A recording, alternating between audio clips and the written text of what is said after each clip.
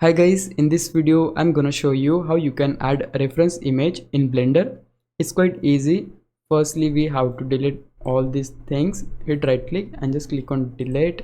Okay, once you delete the stuff, we're gonna add the image. So for that you need to hit shift plus A from the keyboard. Then this kinda window will open and here we need to look for image, and just under that we have the option for reference. Click on that. Now navigate to the folder from where you want to pick that image. Mine one is in this folder, and yeah, this is my image. So just double click on the image will get inserted here. Now if you look at the image is not placed correctly.